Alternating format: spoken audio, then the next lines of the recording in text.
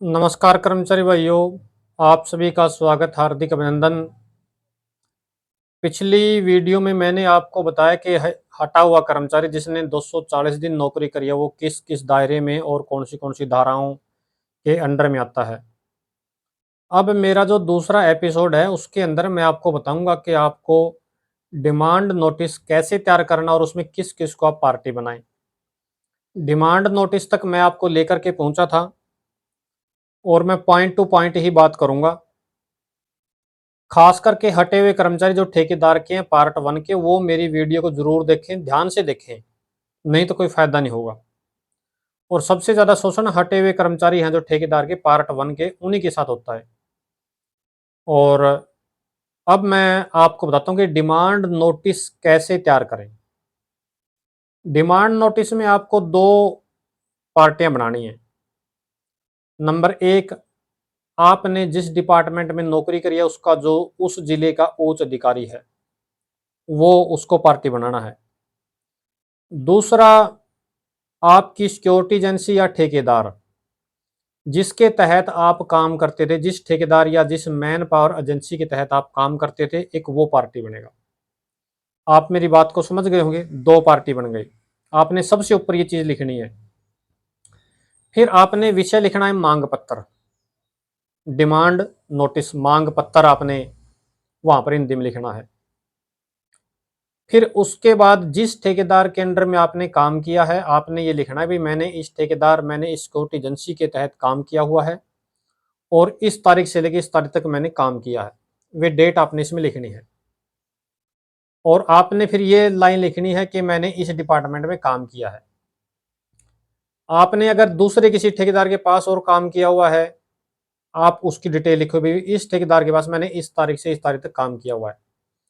कुछ आदमियों ने दो तीन ठेकेदारों के पास काम किया हुआ होता है, वो दोनों तीनों ठेकेदारों के नाम लिख करके उनका पता लिख करके आपने जो है उसमें ये चीज मेंशन करनी है। फिर मैंने जो धाराएं बताई थी उसके बाद वो धाराएं लिखनी है आपने कि आप अनफेयर लेबर प्रैक्टिस करके जो है हटाया गया है। और जो धाराएं मैंने आपको बताई थी उन धाराओं के अंडर में आप आते हैं और औद्योगिक विवाद 1947 के आप दायरे में आते हैं।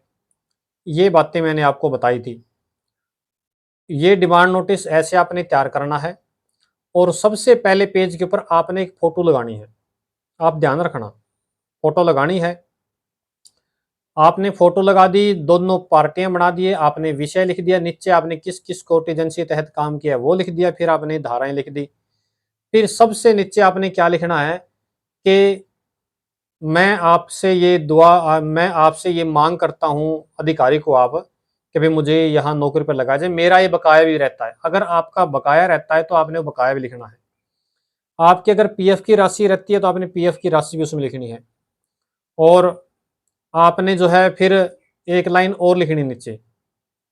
किसी भी सूरत में पहली बात तो कि आपका समझौता वहां हो जाएगा।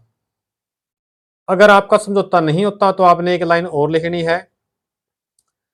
समझौता नहीं होने की स्थिति में मेरा जो केस है वो डिप्टी लेबर कमिश्नर उप श्रम आयुक्त के पास ट्रांसफर कर दिया जाए।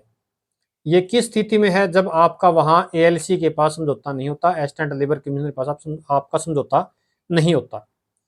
और जब आप वो डिमांड नोटिस लेकर के जाओगे उसकी आपने 6 कॉपियां वहां देनी है।